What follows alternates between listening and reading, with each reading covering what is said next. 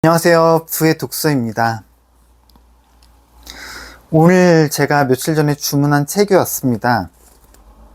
이재명 대통령님의 함께 가는 길은 외롭지 않습니다입니다.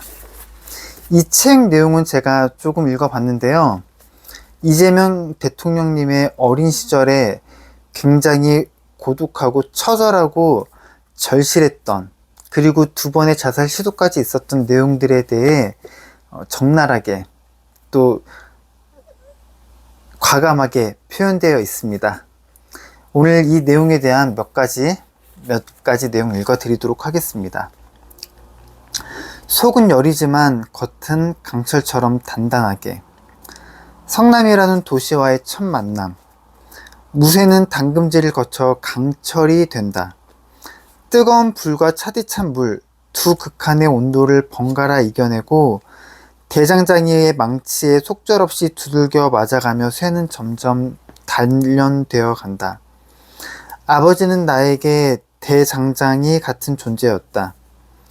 어머니가 내게 여린 감성을 물려주었다면 아버지는 반대로 쇠처럼 단단한 의지를 단련시켜 주었다. 그 기질은 정치 현장에서도 어김없이 나타나곤 한다.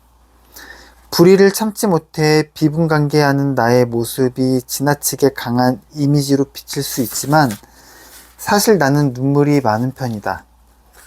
어릴 때는 사람의 마음이 무쇠처럼 단련될 수 있다는 사실을 몰랐다.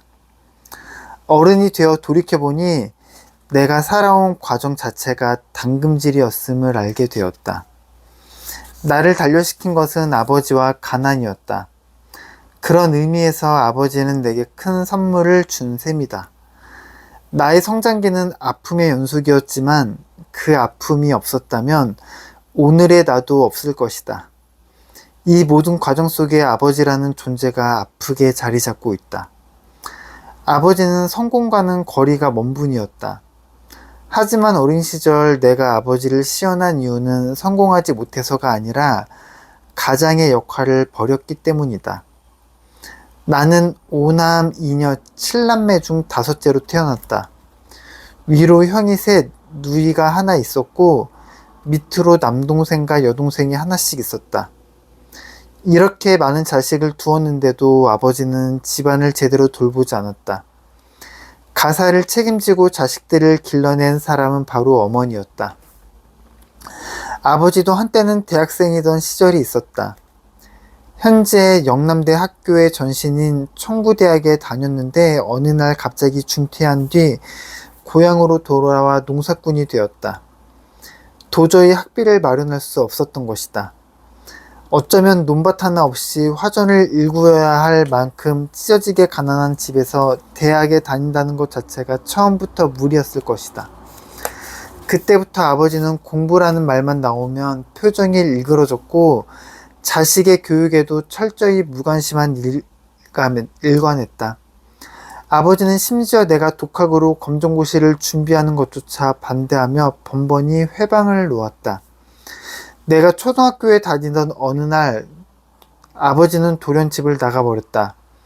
아무 말도 없이 무기한 가출한 것이다. 어머니와 7남매의 생계 따위는 아버지의 안중에 없었다. 혼자서 7남매를 키워야 했던 어머니의 고초는 이루 말할 수 없었다. 이렇다 할 돈벌이를 찾기도 어려운 시골에서 어머니는 남의 집에 들어가 허드렛 일을 하며 날품팔이 삶을 살았다. 말 그대로 하루 벌어 하루 사는 위태로운 나날들이었다. 심지어 어머니는 그 당시 불법인 줄 알면서도 몰래 막걸리를 빚어 팔기도 했다. 통통 불어터진 어머니의 손을 볼 때마다 나는 아버지라는 존재를 증오하고 또 증오했다. 힘겨울 때마다 이 모든 시련이 아버지 때문이라는 생각에 저주의 감정마저 들었다. 그런데 그런 아버지에게 어느 날 연락이 왔다. 경기도 성남이라는 곳에 터를 마련했으니 모두 올라오라는 것이다. 그렇게 들뜬 마음을 안고 고향을 떠나 성남을 향했다. 하지만 이내 실망하고 말았다. 아버지가 돈을 많이 벌어 성남시에 정착한 것이 아니라는 것을 알게 되었다. 아버지는 성남시 상대원동 공단 지역의 자벽부로 일하고 있었다.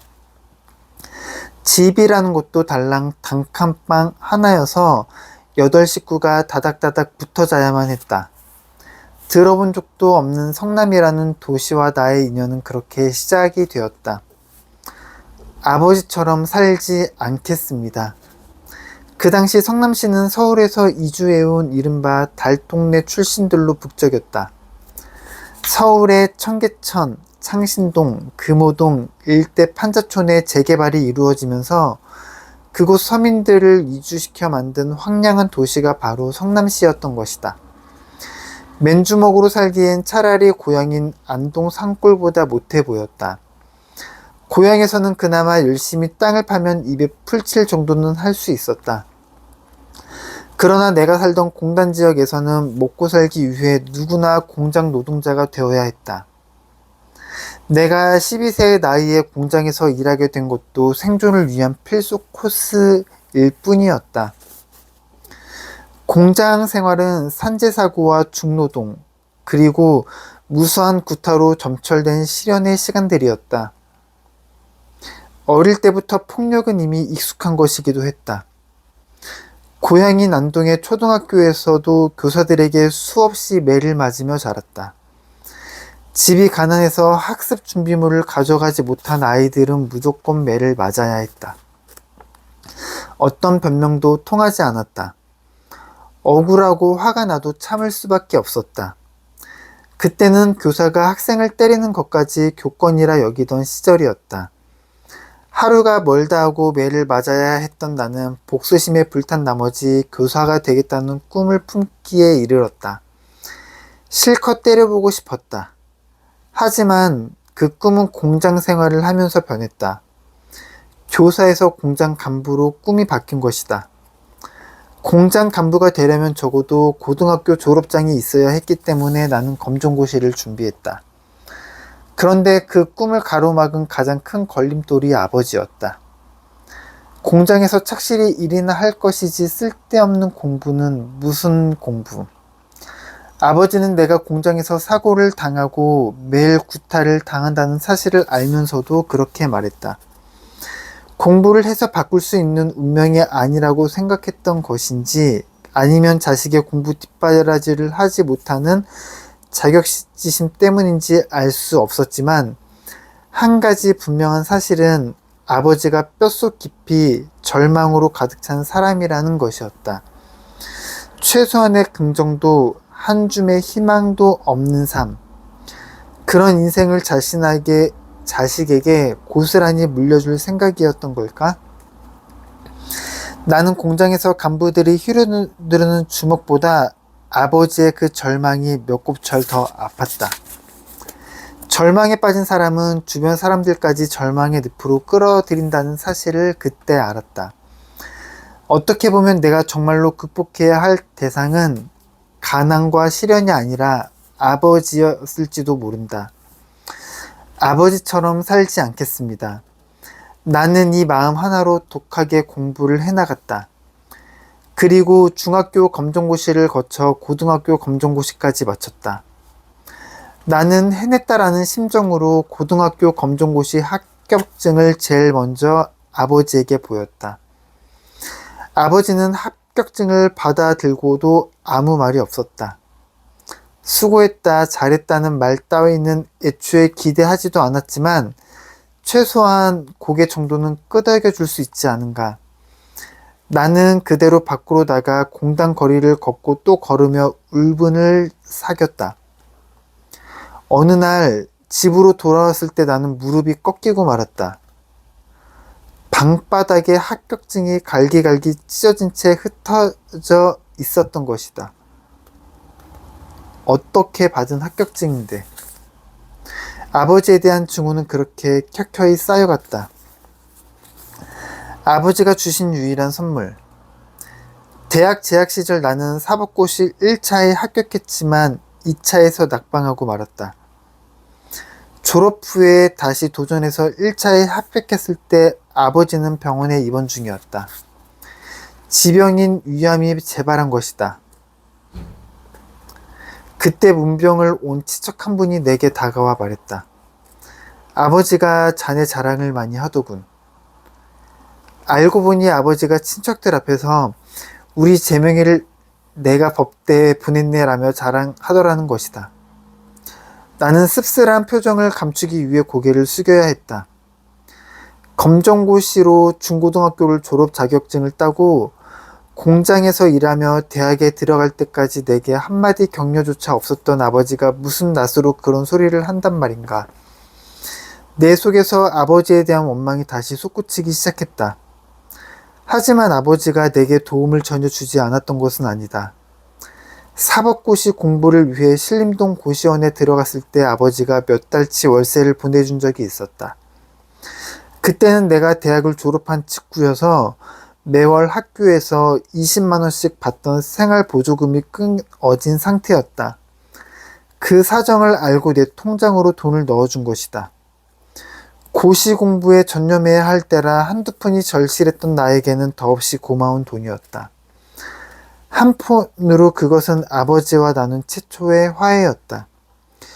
그로부터 얼마 후 나는 사법고시 2차에 합격했다. 최종 합격 발표 후 어느 날 아버지와 마주했다. 그 무렵 아버지는 말을 한마디도 못할 정도로 병이 악화되어 집에서 세상과의 이별을 준비하고 있었다. 아버지, 사법고시에 합격했습니다. 나는 병상에 누워있는 잠든 아버지에게 다가가 조용히 속삭였다. 아버지는 말을 할 수 없는 상태였지만 내 목소리는 알아들은 것 같았다. 잠시 후 아버지는 천천히 눈을 떴다. 초점을 잃은 눈동자는 무엇인가를 애타게 찾고 있었다. 아버지가 나를 보고 싶어 한다는 것은 느낌으로 충분히 알 수 있었다. 곧이어 아버지의 눈에서 눈물이 방울치는가 싶더니 두 볼을 타고 흘러내렸다. 그러고는 다시 눈을 감았다. 나는 아버지의 눈물 젖은 얼굴을 보며 생각했다. 아버지, 사실은 제가 잘 되기를 바라셨죠? 모른 척 하면서도 저를 쭉 지켜봐 주신 거죠? 제가 마음 단단히 먹고 살아가기를 바라신 거죠? 하지만 아버지는 아무 말이 없었다. 그렇게 아버지와 아들은 큰 과거의 아픈 벽을 허물고 화해했다. 그 아버지는 다시 깨어나지 못한 채 한마디 유언도 없이 영원히 잠들었다. 어쩌면 그 눈물 속에 모든 말이 담겨 있었던 게 아닐까? 당신이 한많은 인생에 대하여 부자의 정을 한 번도 나누지 못한 채 떠나는 회한에 대하여. 아버지가 돌아가신 그날은 공교롭게도 내 생일이었다. 그리고 돌아가신 시간도 내가 태어난 시와 똑같았다. 아버지는 내가 태어난 그날 그 시간에 맞춰 생을 마감한 것이다. 그날의 임종은 결국 아버지와 나만을 위한 마지막 화해의 순간이 되었다. 그날 이후 나는 가슴속에서 아버지를 다시 만났다. 오랫동안 뿌리 깊이 박혀있던 원망도 완전히 사라졌다. 그 뒤로 여러 해가 흐르면서 나는 한동안 아버지를 잊고 지냈다. 하지만 문득문득 아버지의 얼굴이 떠오를 때가 있었다. 인권 변호사로 시민운동을 하다가 수배자로 몰려 수난을 당할 때, 정치의 입문에 정적들이 나를 함부로 겁박할 때, 가족 문제로 큰 시련을 겪을 때, 답답하고 억울하고 마음이 지칠 때마다 어김없이 아버지의 얼굴이 떠올랐다. 그리고 매번 거짓말처럼 오기와 투지가 솟아나곤 했다. 인생의 마지막 순간에 아들 앞에서 눈물 흘리던 그 얼굴이 나에게는 용기의 원천이 된 것이다. 비록 오랫동안 아버지를 증오했지만 돌이켜보면 그 증오심은 오히려 불과 물과 망치가 되어 나를 당금질해온 셈이었다. 덕분에 내 의지는 강철같이 단단해질 수 있었다. 아버지는 이 거친 세상을 헤쳐나갈 수 있는 진정한 토양을 내게 길러준 것이다. 그것은 아버지가 내게 준 유일한 선물이자 가장 소중한 유산이었다. 한 해 두 해 나이가 들어가면서 나는 그 선물의 진정한 가치를 뼈저리게 실감하곤 한다. 네. 오늘 읽어드린 책 내용은 이재명 대통령님의 함께 가는 길은 외롭지 않습니다. 입니다. 대통령이 되시고 새로 발간하신 책, 예전에 나왔던 거를 이제 리커버 에디션으로 나온 것 같은데요. 온지 오늘 와서 다 읽어보진 않았지만 앞에 보면은 정말 이렇게 살 수 있을까라는 처절하고 강렬하고 그리고 빠져들 듯한 그런 내용들이 잘 담겨 있습니다. 이재명 대통령님은 말을 할 때 굉장히 박식하고 똑똑하고 추진력이 있으시고 거침없으시잖아요. 그런 모습들이 되게 배우고 싶은 모습이잖아요. 말 잘하는 모습. 그래서 제가 궁금해서 샀습니다. 시간 되시는 분들은 꼭 한번 읽어보시면은 도움 많이 되실 것 같으시고요. 전 내일 더 좋은 내용으로 인사드리겠습니다. 끝까지 시청해 주셔서 감사합니다.